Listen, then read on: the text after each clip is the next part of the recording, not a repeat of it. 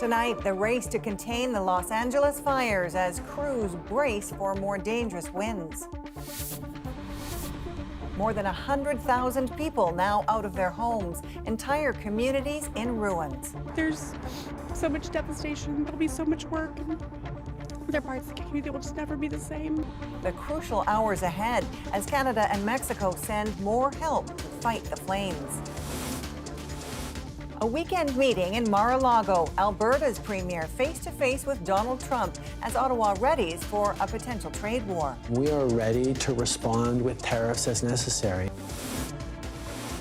And why young men are under pressure to bulk up with steroids. It's the most popular steroid that everyone seems to be talking about. We break down the hype and the potential dangers. The drug they're taking can be every bit as destructive as the street drugs like cocaine. From CBC News, this is The National with Erica Johnson. Thanks for joining us. Ian is away. It is a critical night for firefighters in Los Angeles. As they fight those relentless wildfires, they face a renewed threat. Intense winds are in the forecast.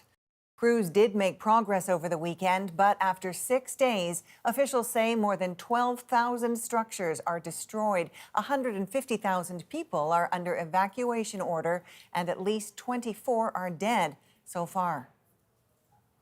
Crews are still fighting at least 3 major fires tonight, and a huge swath of the region is under a so-called red flag warning, bracing for wind gusts of up to 120 kilometers per hour that could cause the fires to explode. Lindsay Duncombe is on the ground for us again tonight. Lindsay, give us a sense of what's happening where you are. Erica, I'm on the Pacific Coast Highway, and for kilometer after kilometer after kilometer, there are scenes like this. These crews are working to make sure these places are safe. What they're doing is they're removing debris, they're making sure that gas is turned off, they're cutting down trees so that they don't fall over, and this job is enormous, and they're doing it at the same time as everyone is worried about the wind. The battle from the air has been relentless, drop after drop. Crews, some working in 24-hour shifts, have made progress on the 2 largest fires. CAL FIRE Captain John Clinging-Smith Jr. didn't see any flames Sunday, but he's worried about the night ahead. We're very concerned about the winds coming up. They're going to start blowing tonight into tomorrow, and if it's extended all the way out through Wednesday. People need to remember that fire can walk, run, jump, and fly. In the charred area, a grim search as cadaver dogs look for bodies. At the roadblocks, tension. People waited for hours to get in, only to be told that won't happen yet. We do care. We want to get you back into your homes, but we can't allow that until it is safe for you to do so. We've been out here since 6 this morning. There's other people that have been out here since 3:30. Shannon DeGrooms says the main structure of her home is still standing, but everything around it is gone. We were told it's not safe, that the winds are too bad. I don't see them. I'm not saying they aren't coming. I'm just saying I see 20 officers standing around, and there's people here desperate to see what's left of their lives. This service at Santa Monica's First Presbyterian Church was almost canceled. 3 members of the congregation lost their homes. Their sister church, a few kilometers away, is gone. But Nikki Cross wanted to be here for sanctuary. The phrase a lot of people are using on social media is, I'm in Los Angeles and I'm safe, but I'm in LA and I'm sad. There's been, even for those of us who are safe and whose homes haven't been destroyed, there's so much devastation. If they feel devastated, we're devastated with them. If they're hopeful about what comes next, then we're hopeful with them as well. You certainly do see all of those emotions when you talk to people here, Erica. And Lindsay, authorities are also confronting another threat, looters. Yeah, there have been some arrests made in the evacuated areas, including a suspect who was arrested dressed as a firefighter. Lindsay Duncombe reporting near Malibu, California tonight. Dozens of firefighters from Canada are expected to join the battle this week. This as more help arrives from Mexico. A team of more than 70 Mexican firefighters and their equipment were greeted by State Governor Gavin Newsom. The Canadian government says 60 firefighters from Alberta and BC will be deployed to California as soon as Monday. That's on top of the Canadian personnel, water bombers, and other equipment already in California. As investigators try to determine what exactly sparked these fires, misinformation and conspiracy theories are already spreading online. Yvette Brand has that part of the story. As crews fight California's raging fires, conspiracy theories keep catching fire online. This laser-directed energy weapon operates at the speed of light. There are posts blaming the deadly fires on everything from laser beams to aliens. How the f*** does that even happen? Is it on purpose? One Hollywood star is floating possibilities of his own. But one begins to ponder whether or not there is a purpose in mind. What could it be, you know? I don't know. Do they want the state empty? I don't know. I'm not gonna lie, it really makes me frustrated. Scientists who study fire behavior say while these sorts of posts are infuriating, they also recognize people are struggling to understand these catastrophic fires. The natural human need to want to point the blame somewhere. One example, some wonder why there are trees still standing while everything around it is burnt to the ground. You would see that tree still standing, but the outside bark of that tree would have completely burnt. It has a self-protective mechanism in there where that jar is going to limit how much more that tree can burn. Conspiracy theories are often rampant during fires, says this expert. And they generate fear and suspicion exactly when we need trust and concerted action. I mean, as a scientist, it hurts my soul. Fear of wildfires forced this scientist to leave Altadena, California 2 years ago. His old home burned this week. A place can reach a tipping point like this where it just becomes essentially impossible to put the fires out. Still, others like Mel Gibson continue to float their own ideas. I can make all kinds of horrible theories up in my head, conspiracy theories and everything else, but it just seemed a little convenient that there was no water.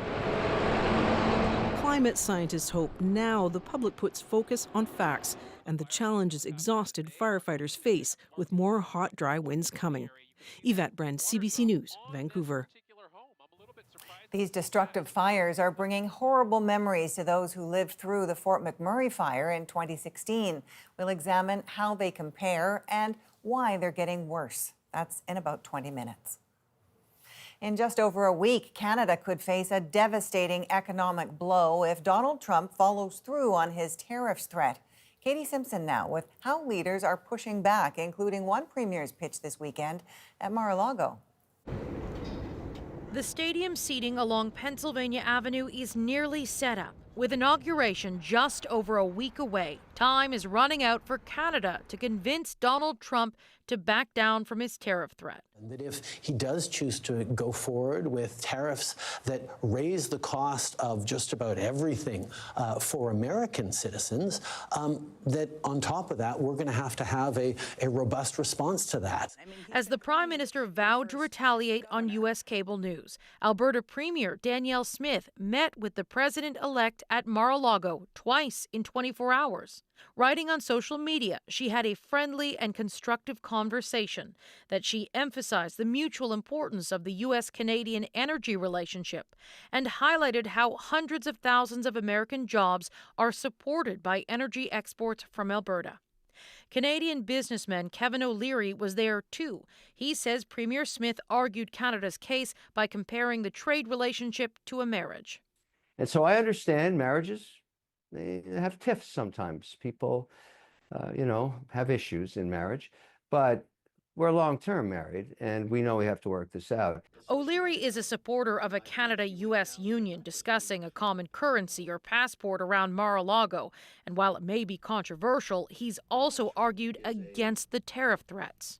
Tariffs are a weapon of negotiation. We don't want tariffs between Canada and the United States. That's a horrific idea. That's a bad idea for both economies. As Washington prepares for the transfer of power, Canadian concern intensifies. Fear Trump's tariff threat will soon become a reality. Something we can't do is not to take President-elect Trump on his word, because when he says something, he usually does it. Melanie Joly is one of several cabinet ministers expected to make visits to Washington this week in the hopes of deepening ties with influential lawmakers and advancing Canada's case against tariffs. And Katie, Ottawa is also finalizing its retaliation should Trump make good on his threat. Yeah, there's a debate about whether Canada should make public the entire list of American goods it could hit with retaliatory tariffs, whether that might actually provoke Trump further. Some premiers, including BC's David Eby, are pushing Ottawa to consider export bans around some critical minerals. Minister Joly has said everything is on the table at this point. Much will still be discussed and finalized when the Prime Minister meets with the premiers this week. Thanks for this, Katie. Katie Simpson in Washington. Now to the race to replace Justin Trudeau. This weekend, 2 more Liberal cabinet ministers say they're out. Employment Minister Steve McKinnon and Transport Minister Anita Anand are the latest to announce they will not join the leadership race. They joined Finance Minister Dominic LeBlanc and Foreign Affairs Minister Melanie Joly. But there's still no official word yet from several big names who are expected to soon enter the contest. Kate McKenna takes us through where things stand tonight. Another Liberal cabinet minister is out of the race. Employment and Labour Minister Steve McKinnon says the time available is not enough for the kind of campaign he wants to run. He joins a growing list of Liberals not running to replace the Prime Minister. I had to ask myself the question whether I was ready to step away from being the foreign minister at a crucial time between Canada and U.S. And the answer was no. Other high-profile ministers have also said no. Dominic LeBlanc and just this weekend, Anita Anand. But behind the scenes, others are organizing, preparing for potential campaign launches, including former BC Premier Christy Clark, former Bank of Canada Governor Mark Carney, former Finance Minister and Deputy Prime Minister Chrystia Freeland, and Government House Leader Karina Gould. I just wonder whether you think it's important to have a Quebecer in the race. Foreign Affairs Minister Melanie Joly told Rosemary Barton, with no high-profile Quebec candidate in the mix, she's looking for someone fluent in French. I think as Prime Minister, Rosie, you're tested on 3 things. First, the economy. Second, the Canada-US relations. And third, national unity. And that includes the relationship with Quebec and, of course, all provinces. That could disqualify Clark, who says her French is a work in progress. I mean, I'm working very hard at it, and I speak French every day, but I have a ways to go. Prime Minister Trudeau, it's great to see you. And the man whose job is now up for grabs appeared on U.S. TV for the second time since his resignation, defending his record. Let me ask you about your decision to resign. Right now, we're seeing a time in politics where emotions and social media is carrying an awful lot of weight in how people feel about things. But I'm always going to lean back on what are the substantive things that are being done. Justin Trudeau says he'll step down when a new leader is chosen on March 9th. That means whoever takes the job will become Prime Minister until the government is dissolved. Now, Kate, the entry deadline is in less than 2 weeks, so those rumored contenders will need to come forward soon. Yeah, sources tell CBC News Mark Carney is expected to announce this week. One question is who can fundraise the $350,000 entry fee, the highest ever for a leadership race in Canadian history. A spokesperson for the Liberal Party says it can be paid in installments, but a price tag that high could weed out long-shot candidates. Thanks for that. Kate McKenna reporting in Ottawa. In Montreal tonight, painful memories of the deadly earthquake that struck Haiti 15 years ago. Vanessa Lee shows us how the legacy of that chaos still haunts the country today. At 4:53 p.m., the exact time the earthquake hit, survivors each held a candle as the room fell silent in memory of all of the lives lost, including Dominique Préval's childhood friend, Jean-Olivier Neptune. She had been working in her bookstore in the Haitian capital when buildings collapsed. The next day, we got shovels to try to free him, she says. There were so many people trapped in the rubble. We heard so many cries. In Montreal's Haitian community, almost everyone knows someone who died. 15 years later, time is still healing wounds. C'est un jour qui me fait enrager. She says it's a day that enrages me because of the death toll, but also because we thought there would be big change and renewal after this catastrophe. That didn't happen. The 35-second tremor forever changed lives and set the country back, leaving it vulnerable to more political instability, economic hardship, and escalating violence. Last May, CBC News got rare access to Port-au-Prince, ravaged by out-of-control gangs. The United Nations says at least 5,600 people were killed in the country last year in gang violence. There is a lack of response. There's really not enough resource available. There's not enough money going to the country. We really need to have a stronger support from the international community. Displacement has tripled with hundreds of thousands on the run. Many face malnutrition due to food shortages, and around 1.5 million children have lost access to education. The kids that escape the violence in their communities cannot go to school, and where the displaced person are in the school for safety, the kids that were going to this school too, they cannot do. As they watch from afar, there is still hope. People here vow there will always be light, even in the darkest of times. Vanessa Lee, CBC News, Montreal. As the federal Liberals prepare to replace Justin Trudeau, the Quebec Liberal Party is also holding a race for its new leader. It's a crucial moment for the provincial party, which holds just 19 of 125 seats in the legislature. MP Pablo Rodriguez is seen by many as the early frontrunner. Other candidates include former Montreal Mayor Denis Coderre, businessman Charles Milliard, and lawyer Marc Bélanger. The race officially begins on Monday. Gold tonight for Team Canada at the Under-18 Women's World Championship. They beat the U.S. to clinch the title. And as Sam Sampson shows us, that win is already inspiring the next generation. National pride loading in 3. They score! 2. Strikers of Lucky is headed there! 1. Canada is golden! Canada's U18 women's hockey team shut out the defending United States at the World Championship, their 8th gold in the global tournament, keeping women's hockey on the rise in Canada. I think the women's game is really starting to get it together now. You know, they've got a good pro league established. They're selling tickets. Got the Manis twins celebrating. I mean, that's so... This tournament had some history on the ice, too. Twins Kate and Sarah Manis from LaSalle, Manitoba are the first sisters to ever play together on Team Canada in this championship. The medal is the part that everybody sees, but I get to see the part, the grueling, the behind the scenes. The sisters' skating coach says this Team Canada's success Toulouse shoots, pad save, Campbell. And the explosion of a second professional women's hockey league season will only make things more competitive for young players. When you look at the men's side of things, the statistics of making it all the way are very slim, and now like more and more girls are going to want to play. So they're gonna have to put in that work. That push to be the best and to see Canadians win trickles all the way down to local arenas. What is your reaction to the fact that the women's team won gold today? It's pretty crazy. Yeah. Do you want to be on that stage one day on that ice? Yes, I do. They're the best in the world. What do you think? They're the awesome. Girls, tell me why you think Canadian girls are the best at hockey. It's one of us Canadians' favorite sport.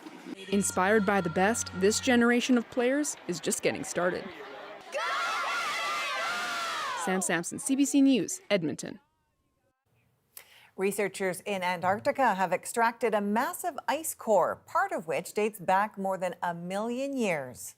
They're really the closest you can get to going back in a time machine. How looking into Earth's past can help us plan for the future. Plus, Arabic music's mainstream push. There's so much depth in our culture and in our language. What's behind the rise in popularity? Go inside. And a daring rescue in the midst of a raging LA wildfire. We were driving through the flames. Everything was flying at us. Oh my God. We're back in 2.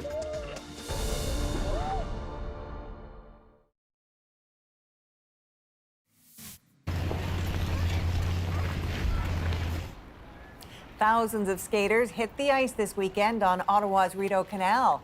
4 kilometers of the world's largest skating rink opened Saturday, the earliest start in the past 6 years. 2 seasons ago, warm temperatures prevented the famed skateway from opening at all. A team of scientists in Antarctica is studying a chunk of ice drilled from deep below the Earth's surface that dates back more than 1 million years. Karen Pauls now with how their research could help solve long-standing mysteries about Earth's changing climate. Deep in Antarctica, at a remote research station, a team of scientists has been drilling into the ice to the rock nearly 3 kilometers down. They've extracted an ice core that, when laid out end to end, is longer than 8 Eiffel Towers and provides a record of 1.2 million years of Earth's climate, the first of its kind. It's just an enormous success. We're so thrilled. Suspended in the ice are ancient air bubbles and particles scientists hope will solve a mystery about Earth's climate history. Specifically, what happened 900,000 to 1.2 million years ago when Earth's climate became less predictable, more rapidly changing between cold and warm periods. Some researchers say our ancestors came close to extinction. Scientists believe CO2 and other greenhouse gases were responsible. Preliminary research suggests levels then were as high as they are today. It's a riddle for us. We just don't understand what causes the climate to change like that. But this isn't the oldest ice discovered. That was retrieved last year in Antarctica by American scientists, dating back 6 million years.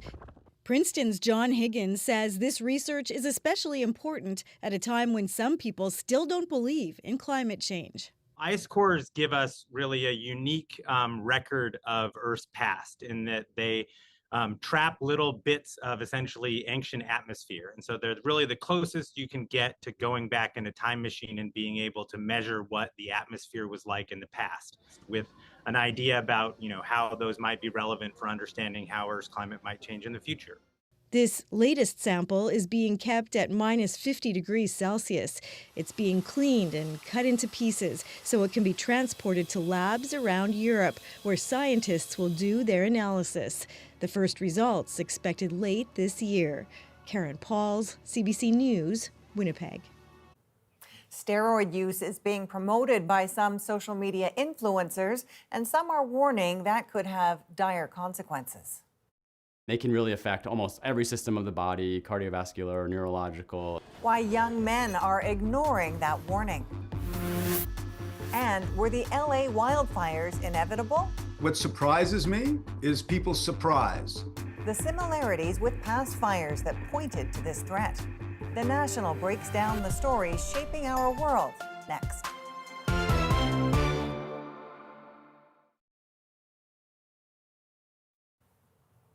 A new wave of Arab musicians are going global, their music gaining popularity with millions of listeners around the world. Magda Gebrselassie shows us why. Mesmerizing audiences with her Arabic melodies, from Coachella to collaborating with Coldplay, all eyes are on Ileana. I think it's very authentic and it's beautiful, and there's so much depth in our culture and in our language and melodies and just everything.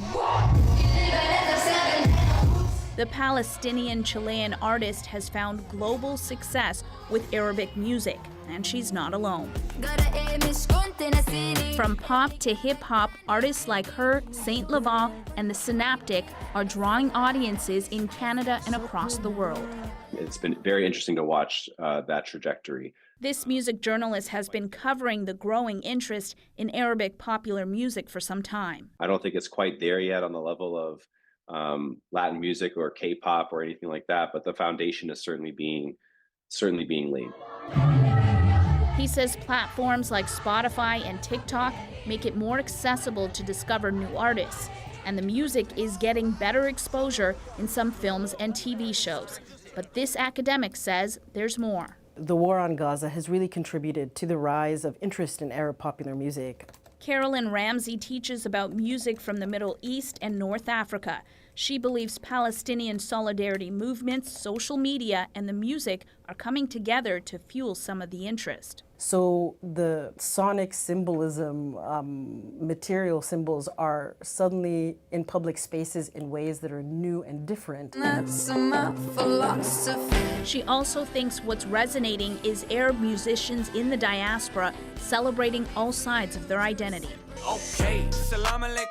That rings true for this Halifax-based rapper who blends English and Arabic lyrics. I feel like more and more people are trying to get in touch with who they are as a person, get in touch with their roots, and I feel like that's why I do it. He and others hope audiences will keep tuning in and turning it up.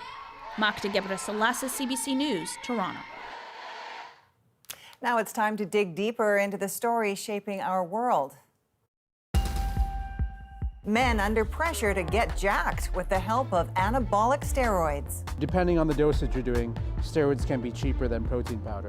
We look at the dangers behind bigger muscles. The drug they're taking can be every bit as destructive as the street drugs like cocaine. But first, Los Angeles bracing for another harrowing week. This wind event is approaching us, and it's approaching us very, very quickly. At least 24 people are dead, thousands of structures burned to the ground, fueled by hot and dry conditions. And climate change means we'll see more of these devastating fires. Let me bring in John Valiant. He's a journalist and author whose book, Fire Weather, examined the impact of the devastating Fort McMurray fire back in 2016. John, you are in Vancouver normally, but you are currently in Southern California on vacation. What are you seeing and hearing from people? Well, it's all most people are talking about. And you know what, honestly, what struck me, Erica, when I drove down here, I didn't know there had been an 8-month drought. I didn't know that last summer was the hottest summer in Los Angeles history. But what I noticed were the hills were bone dry. And I thought, well, this is January, but things look really flammable. And it's, 22, 23 Celsius every day. It's beautiful LA weather, but it's tinder dry. You've been warning about tinder dry situations, hot, dry, windy conditions that set the stage for these out-of-control fires. Does anything surprise you about the fires around LA? What surprises me is people's surprise. And these are including firefighters. So we all know Southern California is famously flammable. They kind of led the charge in North America on big urban fires in terms of residential damage. And there have been a lot of fires in the area, but these particular areas have not burned in this way with this intensity. And so residents and firefighters alike are saying, I've never seen anything like this. And, I don't want to say, well, what about Santa Rosa and what about Redding and what about Paradise? But for them, and this is the reality of these kinds of terrible disasters. You can read about it all you want on the news. You can see vivid photos. Nothing compares to having it happen to you. And that is so jarring and shocking and psychically confronting that, you can see why they're surprised. It is the damage is catastrophic. And John, you've described these vicious fires as a living thing, which makes them so dangerous. Can you elaborate on that idea that fire is alive? Well, they feed on oxygen, and when the oxygen is moving through space at 100 kilometers an hour, as the Santa Ana winds were driving it the past couple days, it's like a blowtorch or a bellows blowing into a fire, and it superheats everything, and it sends the embers flying in these great kind of blizzard-like barrages.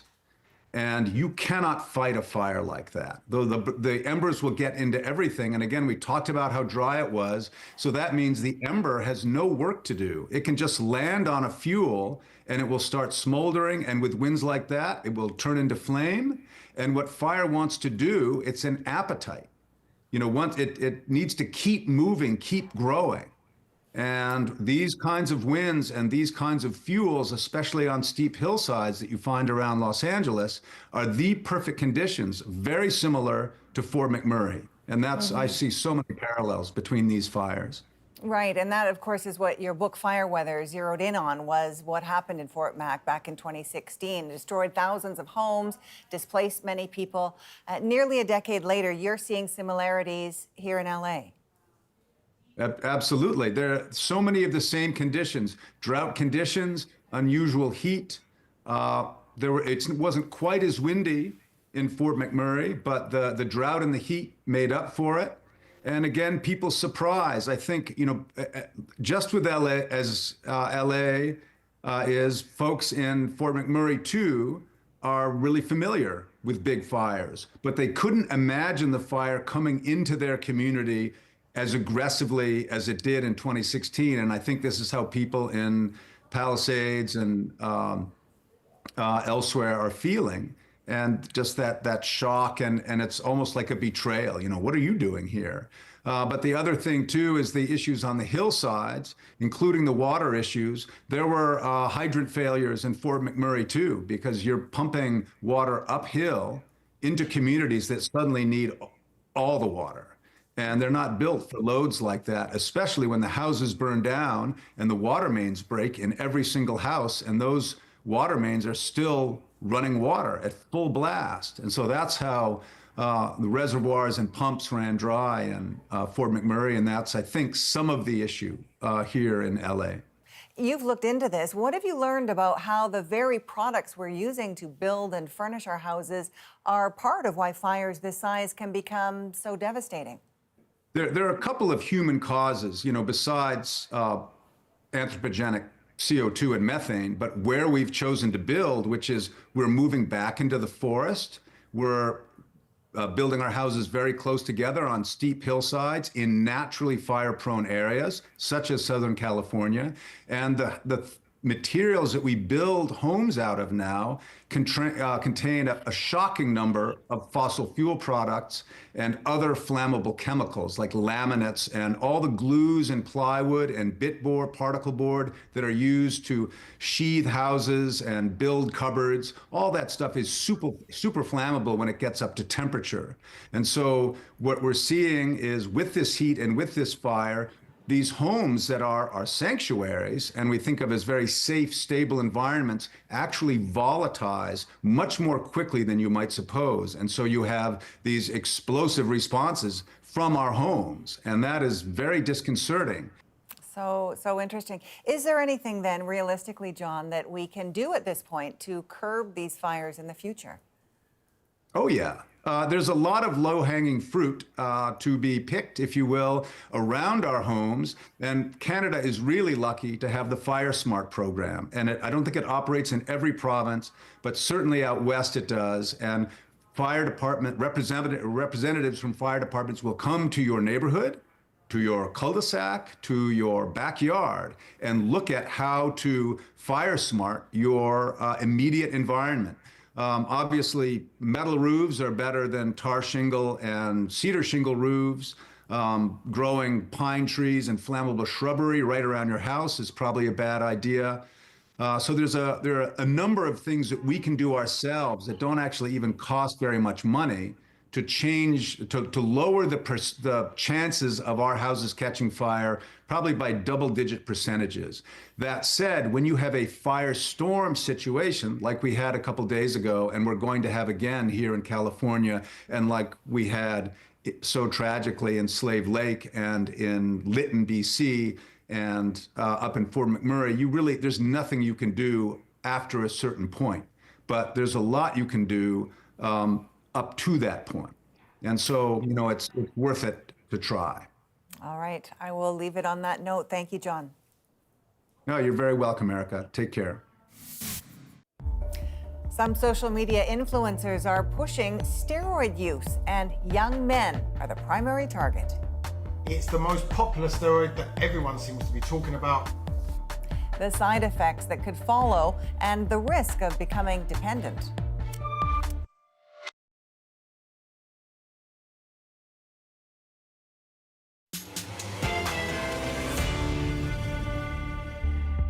Looking to bulk up quickly, some men are turning to steroids, but it can come with a heavy cost.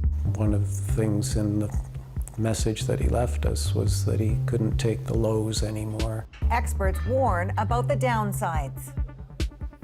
Anya Zolotowski examines why some young men are still enticed to use them and the dire consequences when they try to stop.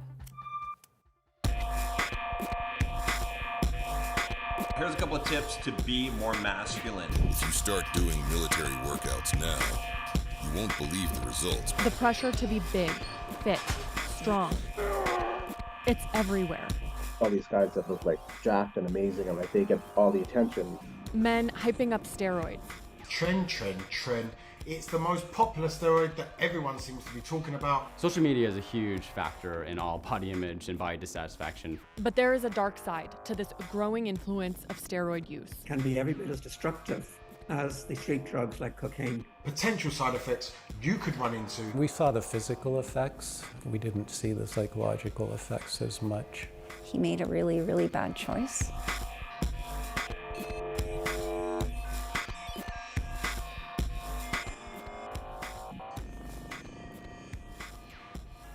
When I was 21, I just wanted to be as big as possible. We are not revealing Andy's real name because he's worried speaking about his steroid use will affect his career. I want to say about 85% of the people I know are on it. Still, they are an open secret at his gym.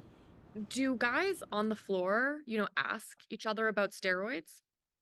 Yeah, I think most of the guys that are on it know that when someone else is on it. Like obviously, if you see someone gain 20 pounds of muscle in a month, you're like, hey, that guy's probably on stuff. He alters doses and steroids based on a plan he's built from online research. Physically, obviously, I'm a lot stronger. I look a lot better. Emotionally, it's definitely blunted me a little bit. Like it's hard to feel emotions when you're on a ton of hormones. But it's just after that first cycle, I just saw such a drastic change in my quality of life that it seemed almost stupid to come off permanently. Anabolic steroids like testosterone, trenbolone, and nandrolone are considered a controlled drug in Canada, illegal without a prescription. Are you worried at all about the legality of using anabolic steroids? Not really. I wouldn't say it's legal, but it's almost just kind of accepted at this point.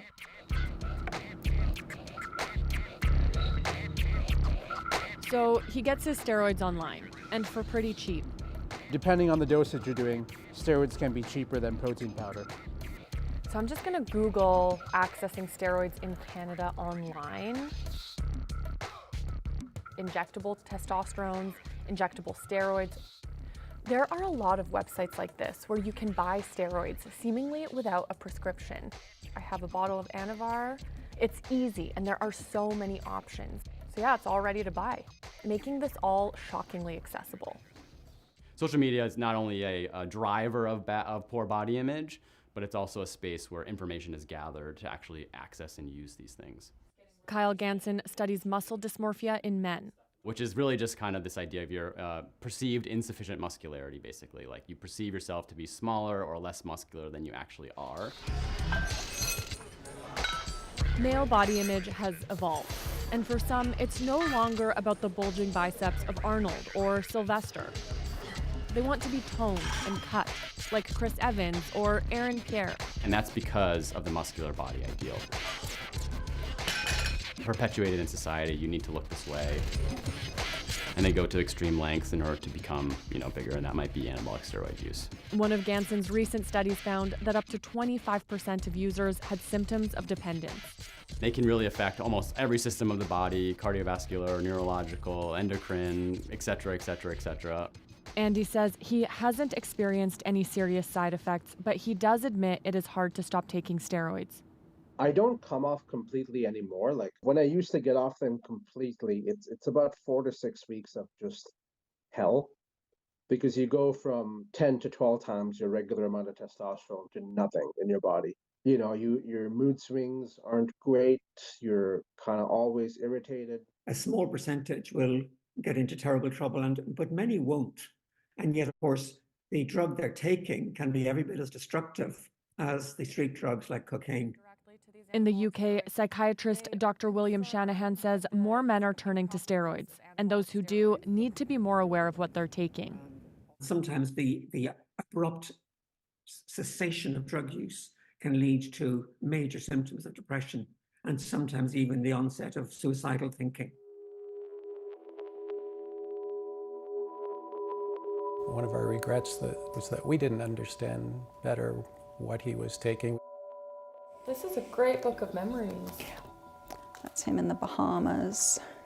Robin Laurel's son, Nick Solomon, struggled with self-esteem and body image. So Nicholas was probably 5'7", and he felt that was a terrible disadvantage with women or with girls. He wanted to be bigger, and steroids were a way to be physically bigger. He was trying to get off those steroids, but his family says no one warned him enough about withdrawal. You know, I think when he started wanting to stop, it was because he wanted to have kids and he knew they could be impacting his fertility. What do you think? Oh, I just remember barbecues out here with everybody. Can you break down the link between anabolic steroid use and Nick's mental health as you understand it?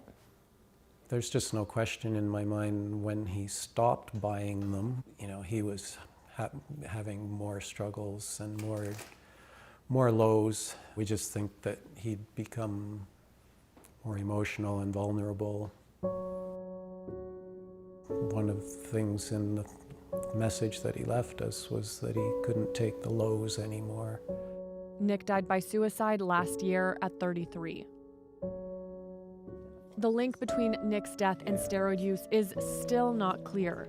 His family has so many questions. The psychological effects include depression. I wished we'd known. I wished we'd found half of this while he was still here. Robin Laurel want male body dysmorphia and dangers associated with steroids to get more attention. I guess our warning would be that it can go down this route and, you know, they can have catastrophic impacts. Still, even knowing this, with the pressure on men, the allure of a quick fix remains, as do the risks. We also spoke with a personal trainer who has some clients who are teenagers, and he says that they sometimes bring up influencers who openly use steroids and that those teenagers admire them and want to be like them, not fully understanding the risks. So, Anya, what have government health agencies been saying about these drugs? Here in Canada, the Department of National Defence issued a warning calling the potential side effects frightening and warned against getting black market drugs because there is no way of knowing what is actually in the drugs. The Centre for Addiction and Mental Health has said that taking high doses of steroids in particular is dangerous and even points to the fact that steroids can be addictive. One challenge, I would think, is that these drugs do have valid health uses. Absolutely. Anabolic steroids can be used for many medical reasons, including some forms of breast cancer. But in those cases, they're prescribed by a doctor and there is medical supervision. Here, we're dealing with anabolic steroid misuse or abuse and often very little doctor oversight, if any. So that also makes anabolic steroid use in this context riskier. Okay, thanks for this, Anya. Thank you. Coming up, a daring rescue through a raging LA wildfire. Oh my gosh, oh my gosh, oh my gosh, oh my gosh. What motivated this heroic drive into the flames? Next in our moment.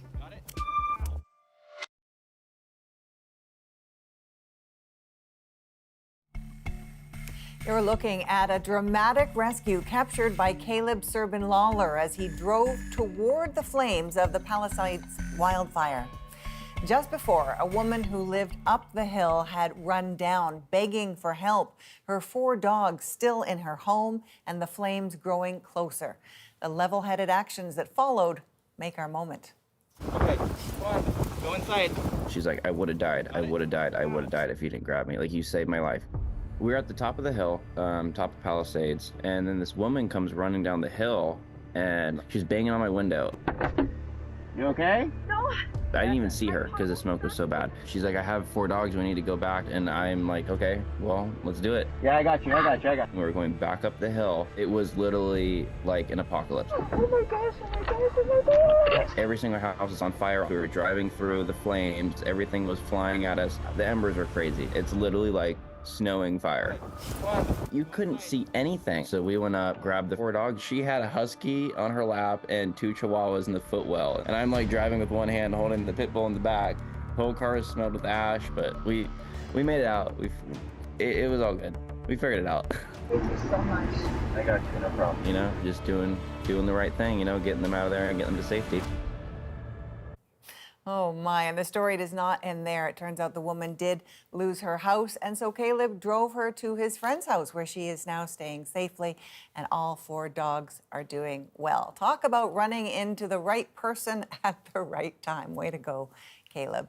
Thank you for being with us. You can watch us anytime, anywhere on the free CBC News app and subscribe to the National's YouTube channel. I'm Erica Johnson. Take care.